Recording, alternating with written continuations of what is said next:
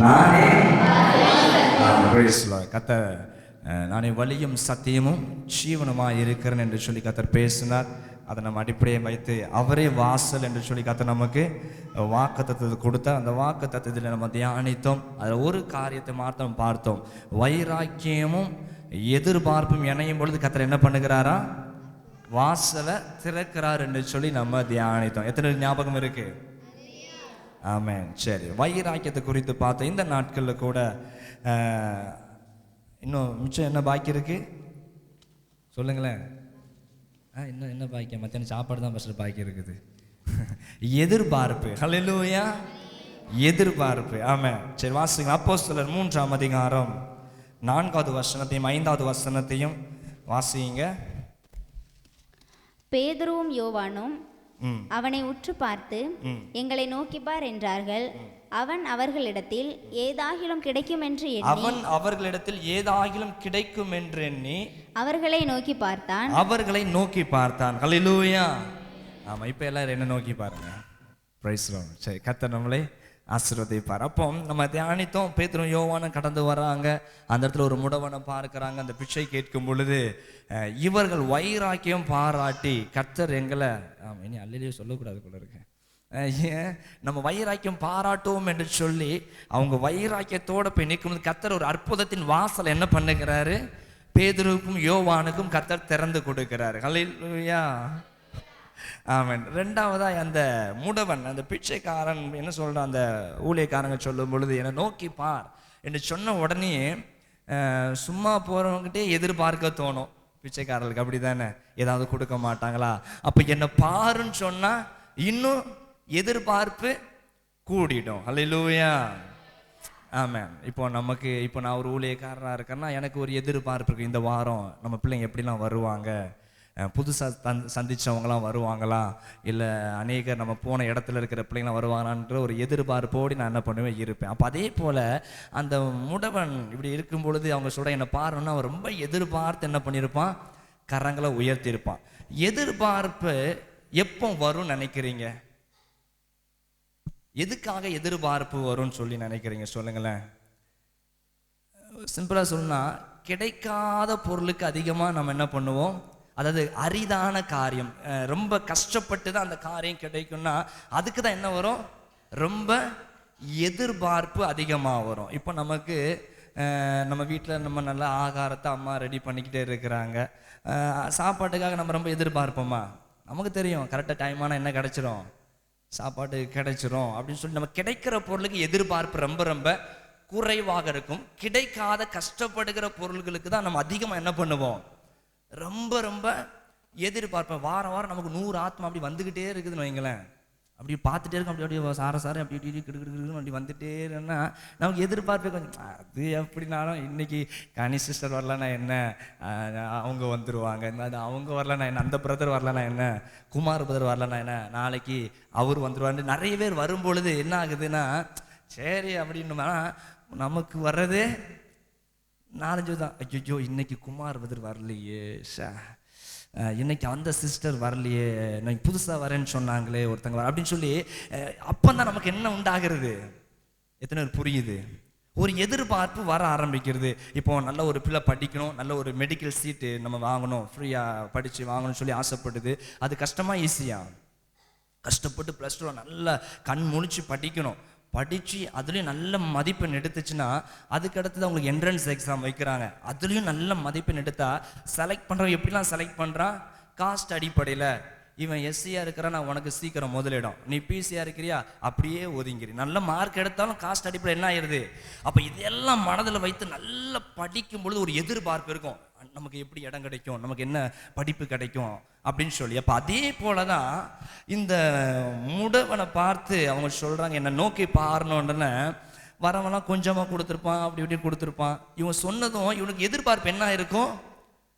கூடி இருக்கும். இன்னைக்கு நமக்கு கொஞ்சம் நிறையவே கிடைக்க போகுது போல இருக்குது அப்படின்னு சொல்லி எதிர்பார்க்கும்போது அங்கே நடந்த சம்பவம் தான்.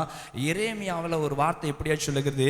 என்னை நோக்கி கூப்பிடு, அப்பொழுது உனக்கு அறியாததும் உனக்கு எட்டாததுமான பெரிய காரியங்களை உனக்கு நான் அறிவிப்பேன். கரங்களை உயர்த்தி வர ஆமென் சொல்லுங்களேன். ஹல்லேலூயா. மைக் வால்யூம் கொஞ்சம் குறைச்சிக்கோங்க. அப்ப ஆண்டவருடைய வேதம் சொல்லுகிறது, அவர் நோக்கி கூப்பிடும் பொழுது நம்ம அறியாததும் நம்ம கற்பனைக்கு எட்டாததுமான பெரிய காரியங்களை கர்த்தர் நமக்கு என்ன பண்ணி தருகிறாரா, அவர் செயல்படுத்துகிற ஒரு தேவன். அப்ப நல்லா புரிந்து கொள்ளுங்க, உன்னுடைய வாழ்க்கையில எது எது ரொம்ப கஷ்டமாய் தோணுகிறதோ, எந்தெந்த காரியம் உனக்கு கிடைக்காமல் இருக்கிறதோ, அரிதான காரியமா இருக்குதோ, அதுல நீ ரொம்ப எதிர்பார்த்து கொண்டு உன் வாழ்க்கையை நீ நடத்தி கொண்டே போய்கொண்டு இருப்பேன்னு சொன்னா, கர்த்தர் உனக்காகவே இந்த வாரம் தேவன் ஆவியானவர் உன்னோட பேசுகிற ஒரு வார்த்தை, நீ எதிர்பார்க்கிற இடத்துல அவர் நினைக்கிற ஒரு வாசலை ஆண்டவர் திறக்க போறார். எத்தனை பேர் விசுவாசத்தோட கரங்களை தட்டுறீங்க? அல்லேலூயா. அப்போ நீ எதிர்பார்க்கிறது ஒண்ணு. அந்த பிச்சைக்காரன் எதிர்பார்த்தது நமக்கு ஒரு வெள்ளி பணமாவது கிடைக்குமா, 2 வெள்ளி காசா, ஏதாவது ஒரு காசு கிடைக்குமான்னு தான் அவன் எதிர்பார்த்தான். ஆனா ஆண்டவர் அவனுக்கு சொன்னது, நீ அறியாததும். அவன் நினைச்சு பார்த்துருப்பானா சொல்லுங்க, இன்னைக்கு நம்ம எழுந்து நடப்போம்னு சொல்லி. இதான் நம்ம தலையெழுத்து. நான் ஏற்கனவே அவனை குறித்து நான் விளக்கம் சொன்னேன். இதுதான் நம்ம தலையெழுத்து, இப்படியே தான் இருக்கணும். அப்போ அவன் அறியாததும் அவன் கற்பனைக்கு எட்டாததுமா ஆன காரியத்தை கர்த்தர் என்ன பண்ணாரா, அவனுக்கு செய்து காண்பித்தார். ஹல்லேலூயா. அப்போ இந்த வேலையில கூட நம்ம கற்பனையிலேயே நினைச்சு பார்த்துருக்க மாட்டோம், நமக்கு கர்த்தர் இந்தந்த மகிமையெல்லாம் செய்வாரான்னு சொல்லி. ஆனால் உங்களுக்கு தான் அவர் ரொம்ப நேசிக்கிறதுனால அழகா உங்ககிட்ட செல்லமா சொல்ற வார்த்தை, பக்கத்தில் இருக்கிறவங்க கையை பிடிச்சிக்குங்களேன், ஆண்டவர் செல்லமா விசுவாசி, ஆண்டவர் செல்லமா உன்னை பார்த்து சொல்றாரு, உனக்கு நான் ஒரு வாசலை திறக்க போறேன். ஆமென். ஹல்லேலூயா. நிச்சயமாகவே கர்த்தர் பெரிய காரியங்களை செய்வார். ஆமென். வாசிக்கலாம். லூக்கா எழுதின சுவிசேஷத்துக்கு நேராக கடந்து போவோமே. லூக்கா எழுதின சுவிசேஷம் 5ஆம் அதிகாரத்தை எடுத்துக்கொள்ளுங்கள். லூக்கா 5ஆம் அதிகாரம், அதில் ஒரு சில வசனங்களை நம்ம வாசிக்க போகிறோம். 18வது வசனத்திலிருந்து வாசிங்க. அப்பொழுது சில மனுஷர் திமிர்வாதக்காரன் ஒருவனை படுக்கையோட எடுத்துக்கொண்டு வந்து அவனை உள்ளே கொண்டு போகவும் அவர் முன்பாக வைக்கவும் வகை தேடினார்கள். ஜனக்கூட்டம் மிகுதியா இருந்தபடியால் அவனை உள்ளே கொண்டு போகிறதற்கு வகை காணாமல் போதும். ஹல்லேலூயா. நம்ம நல்லா வாசி கேட்டோம். ஒரு திமிர்வாதக்காரன், அவனால் எழுந்திருக்க முடியாத ஒரு கொடிய வியாதி அவனுக்கு இருந்திருக்கலாம். அப்போ அவனை 4 பேர் என்ன பண்ணுறாங்களாம், 4 பேரில் சிலர் அவனை கட்டில் கிடையா சுமந்து கொண்டு போகிறாங்க. யாருக்கு நேராக கொண்டு போகிறாங்கன்னா, இயேசு கிறிஸ்து ஒரு வீட்டில் என்ன பண்ணி கொண்டு இருக்கிறாரு, பிரசங்கித்து அவர் கொண்டிருக்கிற ஒரு நேரம், அதிகமான கூட்டங்கள், ரொம்ப ஜனங்கள் நெருக்கி இருக்கிறாங்க. வீட்டுக்கு முன்பதாகவும் வீட்டுக்கு உள்ளேயும் சுற்றிலும் ஜனங்க கூட்டம் அதிகமாக இருக்கிறனால அந்த மகனை என்ன பண்ண முடியாது. ஒரு தனி மனுஷனாக வந்தால் நம்ம அப்படி என்ன பண்ணிடுவோம், ரேஷன் கடையில் பூந்து போய் நிற்கிற மாதிரி அப்படி கொஞ்சம் கொஞ்சமாக போய் நின்றுலாம். ஆனால் இங்கே அப்படி நிற்க முடியாது. அப்போ அதே போல் என்ன பண்ணுறதுன்னு தெரியாமல் இவங்க பார்க்குறாங்க. உடனே என்ன செய்கிறாங்கன்னா, சரி இன்னைக்கு ஏதாச்சும் ஒன்று செஞ்சு ஆகணும்னு சொல்லி பார்க்குறாங்க. அன்னைக்கு நல்ல வேளை காங்கிரீட் போடாத வீட்டில் ஆண்டவர் பிரசங்கம் பண்ணிட்டு இருந்தார். ஒரு ஆமென் சொல்லுங்களேன். அல்லேலூயா. அந்த ஓடு வீடணும் நேரம் ஓட்டுக்கு மேலே கடந்து போயாச்சு. ஓட்டை கொஞ்சம் கொஞ்சமாக என்ன பண்ணுறான், ஆனால் ஆண்டவரை பாராட்டணுங்க. என்ன டிஸ்டர்ப் வந்தாலும் அவர் பிரசங்கம் பண்ணிக்கிட்டே தான் இருக்கிறார். ஒரு ஆமென் சொல்லுங்களேன். நல்லா கரங்களை தட்டியே கர்த்தருக்கு ஒரு மகிமைப்படுத்த ஆரம்பிப்போங்க. ஆமாம். நம்ம சாட்சியின் கூடாரத்தில் பிரசங்கம் பண்ணும்போது கூரை கீரை பிஞ்சிச்சு நமக்கு எப்படி இருக்கும் யோசிச்சு பாருங்களேன். பிரசங்கமே ஓடாது, அப்படி தானே? இப்போ பிரசங்கம் ஏதாச்சும் ஒரு டிஸ்டர்ப் வந்தாலும் நமக்கு சொல்ல வந்ததெல்லாம் மறந்து என்னென்னமோ சொல்லிட்டு போயிடுவோம். ஆனால் இயேசு கிறிஸ்து பிரசங்கம் பண்ணி கொண்டு இருக்கும்போது மேலே என்ன பண்ணுறான், டாப்பே பிரிச்சுக்கிட்டு இருக்கானுங்க. ஒருத்தன் அப்படியே கட்டலோடு இறக்கணும். அப்போ எவ்வளோ தூரம் பிரிச்சிருப்பாங்க யோசிச்சு பாருங்களேன், கற்பனை பண்ணி பாருங்களேன். இவ்வளோ ஏரியாவே அவன் என்ன பண்ணியிருக்கணும், சாத்துங்க டங்கு டங்கு என்னென்னமோ ஒரு 2 ஓடு கீழே எவன் தலையிலேயே விழுந்துருக்கும். பயங்கர டிஸ்டர்பாக இருக்கும். இயேசு கிறிஸ்து நம்மளை மாதிரி அப்படியே உட்காந்து பார்த்துட்டே இல்லை, நீ என்ன பண்ணிட்டு போறான்னு சொல்லி கர்த்தர் வந்த ஜனங்களுக்கு என்ன பண்ணி கொண்டிருக்கிறாரு, நல்ல பிரசங்கத்தை பண்ணி கொண்டு இருக்கிறாரு. ஒரு ஆமென் சொல்லுங்க. அப்படி இருக்கும் பொழுதுதான் அவனுக்கு இறக்குன உடனே நம்மளா இருந்தா ஏசி திட்டி அனுப்பிச்சு அவன் அதோடி அவன் சபைக்கு வரவிடாம ஆக்கி விட்டுருப்பான் அவனை. இப்படி பண்ணிட்டே அப்படி. ஆனால் இயேசு கிறிஸ்து அவர்களை பார்த்து சொல்லுகிற ஒரு காரியம் 19வது வசனத்தை மறுபடியும் வாசிங்க. ஜனக்கூட்டம் மிகுதியாய் இருந்தபடியால் அவனை உள்ளே கொண்டு போகிறதற்கு வகை காணாமல் வீட்டின் மேல் ஏறி தட்டோடுகள் வழியாய் ஜனங்களின் மத்தியில் இயேசுவுக்கு முன்பாக அவனை படுக்கையோடு இறக்கினார்கள். அவன் படுக்கையோடு இறக்கினாங்களா? அல்லேலூயா. ஜனக்கூட்டத்துக்கு முன்பதாக, அதுவும் அவன் சொல்றான், நான் இயேசுக்கு முன்னாடி தான் அவன் என்ன பண்ணணும், இறக்கணும். ஒரு அலையிலே சொல்லுங்களேன். இயேசுவுக்கு முன்பதாக படுக்கையோட அவன் கட்டில் படுத்துனா எதில் படுத்திருந்தானோ தெரியல, அவனை படுக்கையோட கொண்டு வந்து ஆண்டவருக்கு முன்பதாக இறக்கி வச்சாச்சு. அப்போ ஆண்டவர் சொல்லுகிறாரு, 20வது வசனம் இப்படியா சொல்லுகிறது, அவர்களுடைய விசுவாசத்தை கண்டு திமிர்வாதக்காரனுக்கு, மனுஷனே உன் பாவங்கள் உனக்கு வாலிம் குட்டிக்கோ, உன் பாவங்கள் உனக்கு மன்னிக்கப்பட்டது என்றார். ஹல்லேலூயா. நல்ல கரங்களை வைத்து சொல்லுங்களேன், ஹல்லேலூயா. இப்போ பாருங்க, இயேசு கிறிஸ்து யாரை பார்த்து சொல்றாரு? அநேக இடத்துல சுகமாகும் பொழுது கர்த்தர் சொல்றாரு, வியாதியஸ்தனை பார்த்து தான் பேசுவார். நீ விசுவாசிக்கிறியா? நீ சுகம் பெற பெதஸ்தா குளத்தில் ஆண்டவர் போறாரு, நீ சுகமாக வேண்டும் என்று விசுவாசிக்கிறியா? ஒரு ஸ்திரீ ஆண்டவருடைய வஸ்திரத்தை தொட்டும் பொழுது, உன் விசுவாசம் உன்னை ரட்சித்தது. அப்ப எல்லாருடைய விசுவாசத்தை பார்க்கிறாரு. இங்க யாரை பார்த்து சொன்னாரு? அவனுடைய விசுவாசத்தை அவர் கண்டுன்னு சொல்லாம அவர்களுடைய விசுவாசம். அப்ப யாருடைய விசுவாசமா? 4 பேரும் 6 பேரை சுமந்துட்டு வந்தான் பாரு. அவர்களுடைய விசுவாசத்தை கண்டு கர்த்தர் திமிர்வாதக்காரனை பார்த்து, அவனை பார்த்து சொல், திமிர்வாதக்காரன் படுத்து கிடக்கிறான் இப்படி ஆண்டு, அவனை பார்த்து ஆண்டவர் சொல்லுகிறாரு, அவர்களுடைய விசுவாசத்தை கண்டு திமிர்வாதக்காரன் நீ எழுந்து நடன்னு சொன்னாரு. ஹல்லேலூயா. ஏன்னா அந்த திமிர்வாதக்காரன் படுத்து கிடந்துட்டு அவனுக்கு எதிர்பார்ப்பே இருந்திருக்காது. நமக்கு எங்க இருந்து சுகம் கிடைக்கும்? நம்மளை எங்க இருந்து கர்த்தர் அபிஷேகம் பண்ணுவார்? வல்லமை உண்டு உண்டு உண்டு உண்டு பாடினால் நமக்குலாம் என்ன கிடைக்காது, அபிஷேகம் கிடைக்காது. அதெல்லாம் அது வந்து அப்படி போல இப்படி போல அப்படின்னு நினைச்சிருந்தா காலம் ஃபுல்லா என்ன ஆகாது. ஆண்டவர் இறங்கி வந்து, சாம் பாஸ்டர் நிமித்த நான் இவங்களை என்ன பண்றேன், அபிஷேகம் பண்ணுகிறேன். உனக்காக இந்த கூட்டத்தில் யாராவது பாவம் ஜெபம் பண்ணிட்டு இருப்பாங்க, ஆண்டவர் ரொம்ப காலம் இவங்க ஜெபம் பண்றாங்க, இவங்கள அப்போ அவங்கள நிமித்தம். ஏன்னா நமக்கு எதிர்பார்ப்பு சொல்ல மாட்டாரு, உன்னை அபிஷேகம் பண்ணுகிறேன் என்று சொல்லி யார் எதிர்பார்க்கிறார்களோ அவர்களை பார்த்து ஆண்டவர் சொல்லுவார், உன் நிமித்தமா நான் உன்னை ஆசீர்வதிக்கிறது. அது புரியுது. ஹல்லேலூயா. சுமந்து கொண்டு வந்தவனுக்கு ஒரு பெரிய எதிர்பார்ப்பு. ஏன்னா வேதத்தில் சொல்லப்பட்டிருக்கிறது 17ஆம் அதிகாரத்துல, அப்பொழுது பிணியாளிகளை குணமாக்கத்தக்கதாக கர்த்தருடைய வல்லமை விளங்கிற்று. அப்ப இந்த சுமந்து வந்தவன் நான் நினைக்கிறாங்க, எல்லாரும் என்ன கிடைக்குது, சுகம் கிடைக்குது. அப்ப கண்டிப்பா இவன் என்ன பண்ணி ஆகணும், இன்னைக்கு சுமந்து கொண்டு போய் இவனுக்கு சுகம் கிடைக்கிறதா இல்லைன்னு பார்த்துன்னு சொல்லி எதிர்பார்ப்போட சுமந்து கொண்டு வரும் பொழுது கர்த்தர் திமிர்வாதக்காரனுடைய விசுவாசத்தை பாருங்க. அவன் எதிர்பார்ப்பெல்லாம் படுத்து கிடக்கிறான். ஆனா அவருடைய எதிர்பார்ப்போட சுமந்து கொண்டு வந்தாரு, அவன் நிமித்தம் இந்த திமிர்வாதக்காரன் கர்த்தர் சொல்றதை கொடுத்தார். ஹல்லேலூயா. அப்ப எதிர்பார்ப்பு எங்க உண்டோ அங்குதான் என்ன வாசல் திறக்கப்படும்? ஆண்டவர் உனக்குன்னு வச்சிருக்கிற வாசல் திறக்கப்பட ஆரம்பிக்கும். எதிர்பார்ப்பே இல்லாமல் இருக்கும்னு சொன்னா நிச்சயமாக என்ன கிடைக்காது, ஒரு அற்புதத்தின் வாசல் திறக்கப்படாது. அதிலே சொல்லுங்களேன், ஆண்டோட சமூகத்தில் எதிர்பார்க்கணும். அவருடைய சமூகத்தில் உட்கார்ந்து ஜெபிக்கிறீங்களா, அவரை தேடி ஆலயத்துக்கு வரீங்களா? ஆண்டோட சமூகத்தில் நம்ம எதிர்பார்க்க கர்த்தர் பெரிய காரியங்களை நம்மத்தில் செய்ய போதுமானவராக இருக்கிறார். ஆமென். ஒரு கணவரை குறித்து உங்களுக்கு சில எதிர்பார்ப்புகள், ஒரு குடும்பத்துல ஆண்டவரை நாங்கள் தனிமையா தான் ஜெபம் பண்ணிட்டு இருக்கிறோம், நாங்கள் தனிமையா தான் ஆலயத்துக்கு வந்து கொண்டிருக்கிறோம், கணவர் வராம சகோதரி வந்திருக்கிறோம், எத்தனை கை தூக்குங்களேன்னு பார்ப்போம். ஹல்லேலூயா. ஒரு லெவலாக வைங்க பார்ப்போம். சவுண்ட் வித் இன்னும் கொஞ்சம் கூட்டி வை லைட்டா. ஷேக். போதும். ஹல்லேலூயா. அப்போ யோசிச்சு பாருங்க. நான் எதுவும் சொல்ல வந்தோம்ல, கணவர் வராதவங்கள கை தூங்க பார்ப்போம். எத்தனை பேர்? ஆமாம், இவ்வளோ தானா? நம்ம ஆத்மகளே கம்மி தானே, அப்படி தானே? சரி, அப்போ இத்தனை பேர். அப்போ நமக்குள்ளலாம் சில எதிர்பார்ப்புகள் இருக்கலாம். ஐயோ என் கணவர் வரலையே. இல்லை நம்ம நினைப்போம், ஆமாம் இவரெலாம் எங்கேருந்து ரட்சிப்புக்குள்ளே வருவார், இவரெல்லாம் எங்கேருந்து ஆமாம் பாஸ்டர் இன்னைக்கு பிரசங்கம் பண்ணுறாரு, எதிர்பார்க்கணும் நமக்குள்ள தோணும். அவர் அப்போ தான் பிரச்சனை பண்ணுவார். நம்ம நினைப்போம், அவர் வரலனாலும் பரவாயில்ல, என்னையாவது சபைக்கு விட்டா சந்தோஷம் பாஸ்டர் அப்படின்னு சொல்லிட்டு அந்த எதிர்பார்ப்பு தான் நமக்கு இருக்கும். அப்போ ஆண்டவர் பார்ப்பார், இது என்ன எதிர்பார்ப்பு, அவர் வரலனாலும் பரவாயில்ல, நம்மளை பிரச்சனை பண்ணாமல் இருந்தால் போதும்பா, நம்மளை ஜெபத்துக்கு தடை வராமல் இருந்தால் போதும்பா அப்படின்னு சொல்லிட்டு ஒரு குறுகிய மனப்பான்மையில இருப்போம்னு சொன்னால் கண்டிப்பாக என்ன ஆகாது,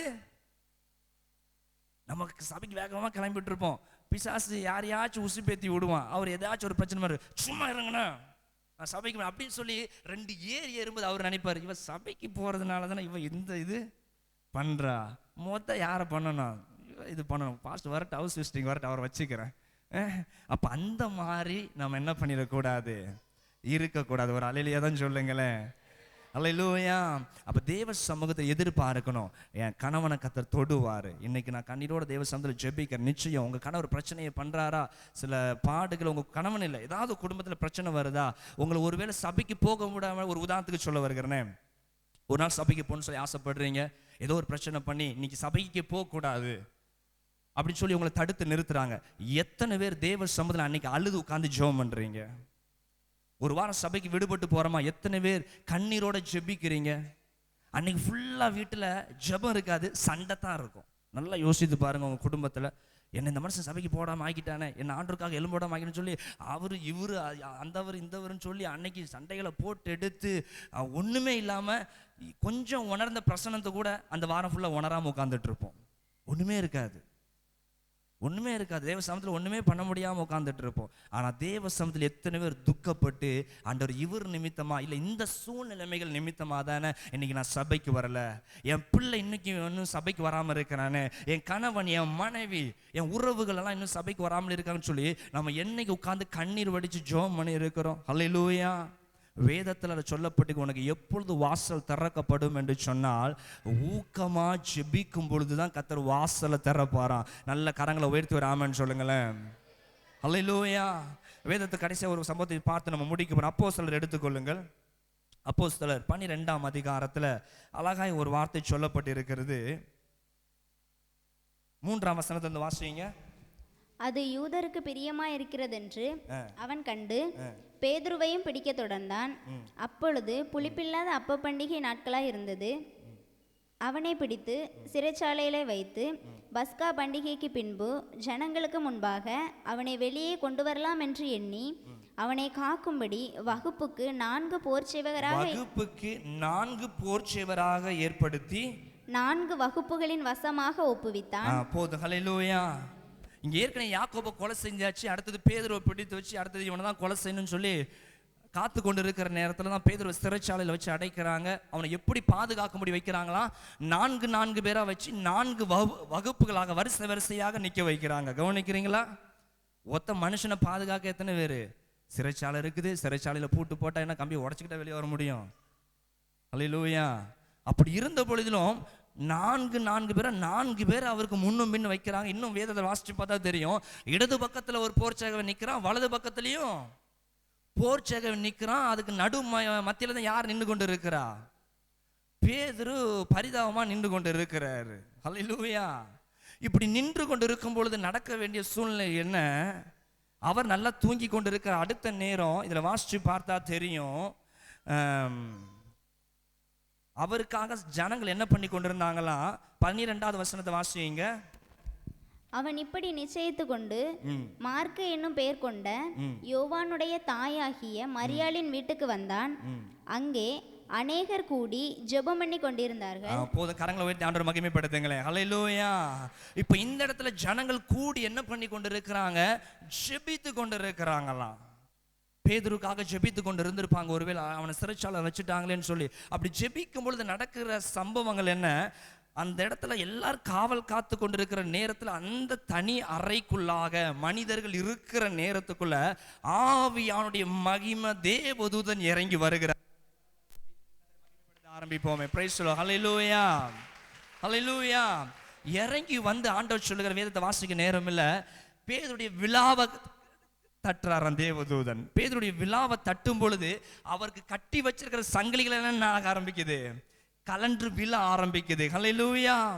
விழுந்த பிறகு தூதன் அவரை தட்டி எழுப்பி சொல்றாரு, உன் பாதரட்சிகளை நீ என்ன பண்ணிக்கொள்ளு, போட்டுக்கொள், உன் செருப்பெல்லாம் மாட்டிக்கோ, அங்கெல்லாம் எடுத்து நீ நல்லா ஒழுங்குபடுத்திக்கோ என்று சொல்லி அவர் அழைத்து கொண்டு போகும்போது என்ன நடக்கிறது?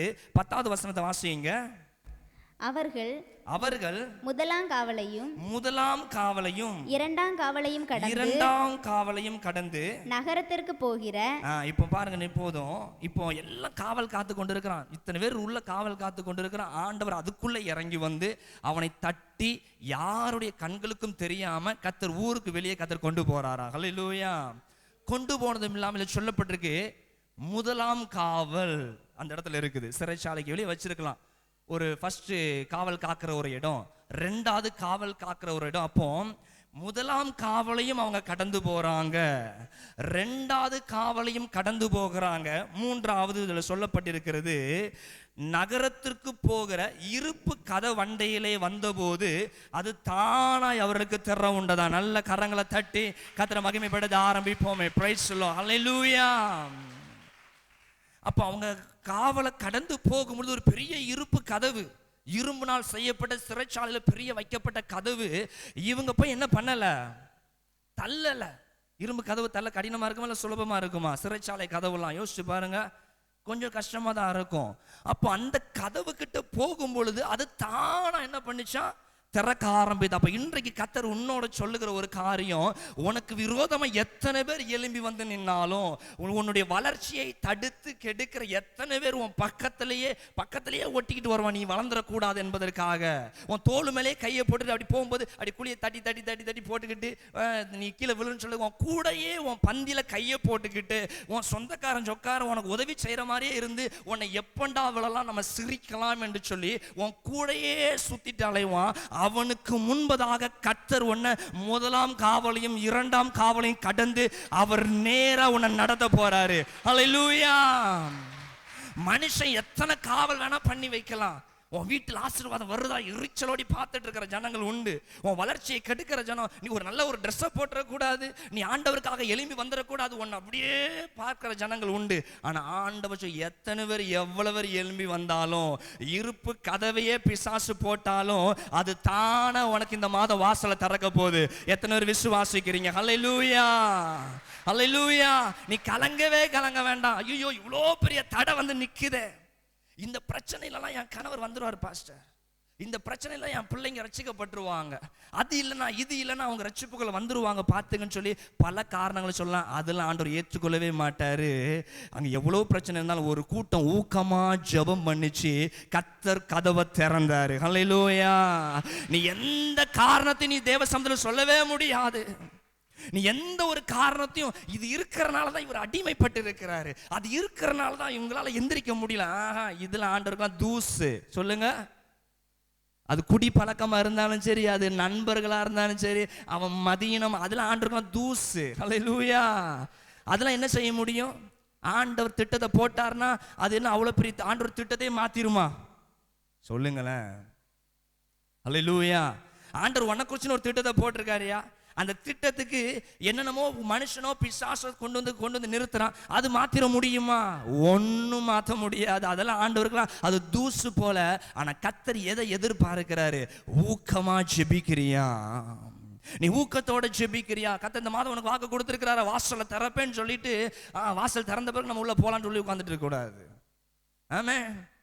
தேவ சமூகத்தில் ஊக்கமா ஜெபிக்கணும். இந்த ஜனங்கள் எல்லாம் ஒரு கூட்டமாக ஊக்கமாக ஜெபிக்கும் பொழுது தேவ தூதன் கடந்து போறாரு, அவளாக தட்டி எழுப்பி கொண்டு வராரு. ஆமே.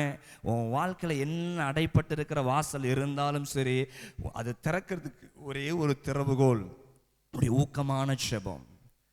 ஜெபம் என்பது வேறு, ஊக்கமான ஜெபம் என்பது வேறு. ஹல்லேலூயா. நம்ம ஜெபத்தை குறித்து பார்க்க நேரம் இல்லை. ஆமே. ஜெபம் என்பது வேறு, ஊக்கமான ஜெபம் என்பது வேறு. ஒரு சபையில் ஒரு போதகர் பிரசங்கம் பண்ணி கொண்டே இருந்தாராம். எல்லாம் ஆண்டுடைய வார்த்தையை கேட்டுக்கிட்டே இருக்கிறாங்க. கேட்டுகிட்டே இருக்கும்போது பாஸ்டர் பார்க்குற, திடீர்னு சொல்லி பிரசங்கம் போர் அடிக்கிறவங்க ஒரு அல்லேலூயா சொல்லுன்னு சொன்ன உடனே ஓரமா டக்குன்னு அல்லேலூயா அப்படின்னு சொல்லிருச்சு. அப்படி எல்லாரும் அப்படி சுற்றி அந்த அம்மாவை பார்க்குறாங்களாம். இந்த அம்மாவுக்குள்ள ஒரு எண்ணம், எதுங்களா அது அல்லேலூயா சொல்லிச்சா பாரு, நான் தான் என்ன பண்ணுறேன் அல்லேலூயா சொல்கிறேன்னு சொல்லி பார்த்து எல்லாம் முறைச்சி பார்க்குறாங்க. அப்போ தான் தெரிஞ்சிருக்குது இன்னமா தூங்கிட்டே இருந்திருக்கு. அல்லேலூயான்னு சொன்ன வெறும் காதில் மட்டும் வந்து அந்த மாதிரி என்ன பண்ணிட்டாங்க. ஆமாம், அன்னைக்கு நிறைய பேர் என்ன தான் பண்ணி கொண்டு இருக்கிறோம், பார்க்குற மாதிரி பார்க்குறோம், ஆனால் நம்ம எங்கே பார்க்குறோன்றது உங்களை யாரையும் சொல்லல. ஹல்லேலூயா. அப்படி ரொம்ப நம்மளை மாதிரி சின்சியராக வசனம் கேட்பாங்களா அந்த மாதிரி அப்படி இங்கேருந்து வந்து பாருங்களேன், யாராச்சும் வந்து பாருங்களேன், அப்படி சின்சியராக அப்படி நீங்களாம் கேட்குற மாதிரி இருக்கும். ஆனால் வீட்டுக்குள்ளே போன வாய்தா சண்டை கிரியைகள் இல்லை, அப்படி பயங்கரமாக என்னென்னமோ தலைகீழ நடக்குது. நம்ம இவங்களா இப்படி, இந்த சகோதரனா இப்படி, இந்த சகோதரியா இப்படின்ட்டு நமக்கு ஆச்சரியம். நம்ம பார்க்கறதுனா எதை தான் பார்க்குறோம்? பொழிந்திடும் வல்லமை அப்படி ஜெபம் பண்றது, அதை இதை பார்த்துட்டு நம்ம சின்சியரா அப்படி பயங்கரம் நிற்கிறது எல்லாத்தையும் பார்க்குறோம். ஆனால் அங்கே போய் இந்த வாசலுக்குள்ள வந்து அந்த வாசலுக்குள்ள போகும் பொழுது எல்லாம் என்னவாயிருது? அப்பதான் தெரியுது இந்த மனுஷன் வராததுக்கு காரணமே யாரு தான்? ஏன் இவங்க வராத காரணமே யாரு தான்? ஐயையோ. அப்ப நல்லா விளங்கி கொள்ளுங்க, இன்னைக்கு உன் வீட்டில் கர்த்தர் ஒன்றை மட்டும் இங்கே கொண்டு வந்திருக்கிறாரா, கர்த்தர் உன்கிட்ட தான் கணக்கு கேட்பாரு. ஒரு அல்லேலூயா சொல்ல மாட்டீங்கன்னு தெரியும் எனக்கு. அல்லேலூயா. ஆண்டோட சமூகத்தில் அவருக்கு ஜெபிக்க தெரியாது, அவருக்கு ரட்சிப்பு தெரியாது, அவருக்கு சத்தியம் தெரியாது. சத்தியம் தெரிந்த பிள்ளைங்க யாரு தான்? நீயும் நானும் தான். அவர் ஊக்கமாலாம் ஜெபிக்க மாட்டார், அவருக்கு அதெல்லாம் என்னன்னே தெரியாது. அப்போ இன்னைக்கு கர்த்தர் யாருக்கு கற்றுக் கொடுத்து கொண்டு இருக்கிறாரு, யாரை கர்த்தர் செதுக்கி உருவாக்கி கொண்டு இருக்கிறாரு? உன்னையும் என்னையும். அப்போ நீயும் நானும் தான் உத்தரவாதம் விட்டு என்ன பண்ணணும்? ஜெபிக்க ஆரம்பிக்கணும். ஹல்லேலூயா. நம்ம முழங்காலம் முடக்குவோன்னா நம்ம தேவ சமூகத்தில் வைராக்கியமாக ஜெபிக்க ஜெபிக்க கர்த்தர் ஒரு நாள் அசைவுகள் என்ன பண்ணுவார்? கொண்டு வர முடியுமா முடியாதா? ஹல்லேலூயா. நீ ஜெபம் பண்ணி பாரு, 10 வாரம் நீ சோதிச்சு பாருங்களேன். இப்படி யாரோ சொல்லியிருக்காங்களே, தானியேல், கொஞ்ச நாள் என்ன பண்ணி பாரு, சோதிச்சு பாருங்களேன்னு சொல்லி அப்படி சவால் விட்டு பாரு. தேவ சமூகத்தில் அப்படி ஜெபம் பண்ணி பாரு. 10 வாரம் ஜெபம் பண்ணி பார்க்குறேன், என்ன மாற்றம் வருது. சரி பாப்பா சொல்லி நல்லா ஊக்கமாக ஜெபம் பண்ணி பாரு. கர்த்தர் அலங்கத்தை இடிப்பாரு. ஹல்லேலூயா. ஒன்று ஆண்டவருக்கு கட்ட தெரியும், இல்லைன்னா இடிக்க தெரியும். அதனால் பயப்படாத, இடிச்சா மறுபடியும் கட்ட தெரியும் ஆண்டவருக்கு. நல்ல கரங்களை தட்டி கர்த்தரை மகிமைப்படுத்த ஆரம்பி. Praise the lord. ஹல்லேலூயா. அப்போ இன்றைக்கு வாசலை திறக்கிற திறவுகள் யார்கிட்ட தான் இருக்குது? உன் குடும்பத்தின் ஆசீர்வாதமான வாசல் ஆனாலும் சரி, அது என்ன நன்மையின் வாசலாக இருந்தாலும் சரி, அந்த திறவுகோலை கர்த்தர் உன் கையில் தான் கொடுத்துருக்கிறார். நம்ம எதிர்பார்ப்போடு ஓடுவோன்னு சொன்னால், ஊக்கத்தோடு ஜெபிப்போன்னு சொன்னால், நிச்சயம் கர்த்தர் நமக்கு வாசல்களை திறப்பார். அப்படியே அவர் முழங்கால் படிடுவோமே. ஆமென். முழங்கால் படிட்டு தேவ சமூகத்தில் ஆமென். இன்றைக்கு கர்த்தர் நம்மோட பேசின வார்த்தைகளை மனதில் கொண்டு நம்ம ஜெபிக்க போகிறோம். தேவனுடைய பிரச்சனை விசேஷமாக இந்த இடத்தை ஆளுகை பண்ணி கொண்டு இருப்பதுக்கு நன்றி. எல்லாரும் ஆமென். அவனுடைய சமூகத்தில் முறையிட ஆரம்பிப்போமா? இவ்வளவு நேரமாய் கர்த்தர் நம்மோட பேசியிருக்கிறார். நானே உனக்கு வாசல், வழியும் சத்தியமும் ஜீவனமாக இருக்கிறேன். அவரே அல்லாமல் நமக்கு ரட்சிப்பு இல்லை. இன்னைக்கு ஆண்டவர் நமக்கு வாசலை திறந்தவராகவே அவர் இருக்கிறாரு. அவருடைய கண்கள் கவனிக்கிறவர்களாகவும் அவருடைய செவிகள் திறந்தவைகளுமாக இருக்கிறது. இன்னைக்கு ஆண்டோடைய சமூகத்தில் ஒப்பு கொடுக்க ஆரம்பிங்க. ஆண்டோடைய பிரச்சனை இறங்கட்டும். ஒரு வாசலை கர்த்தர் திறக்க ஒரு ஆயத்தமாக இருக்கிறார். எதிர்பார்ப்போட தேவ சமூகத்தில் ஜெபிக்க ஆரம்பி. எதிர்பார்க்காம நம்ம ஜெபித்து கொண்டே இருப்போம்னா கர்த்தர் நிச்சயம் நம்மளை ஆசீர்வதிக்கவே முடியாது. ஆண்டோடைய சமூகத்தில் எதிர்பார்ப்போட ஓடிவாங்க. ஆலயத்துக்கு வருகிறீங்களா? எதிர்பார்ப்போட ஓடிவா. ஆண்டவருக்காக ஊழியம் செய்யறியா? ஒரு எதிர்பார்ப்போட ஊழியம் செய்ய ஆரம்பி. உன் கிராமத்தில் நீ ஒரு ஆள் தான் ரட்சிப்புக்குள் வந்திருக்கிறியா? உன் குடும்பத்துக்குள்ள நீ ஒரு ஆள் தான் ரட்சிக்கப்பட்டு இருக்கிறியா? சோர்ந்து போகாத. தேவ சமூகத்தில் எதிர்பார்க்க ஆரம்பி. உன்னோட இணைந்த ஆத்துமாக்களை கர்த்தர் கொண்டு வர போகிறார். உன்னோட இணைந்த அநேக ஆத்துமாக்களை கர்த்தர் சுமந்து வர போதுமானவராக இருக்கிறார். ஆமென்.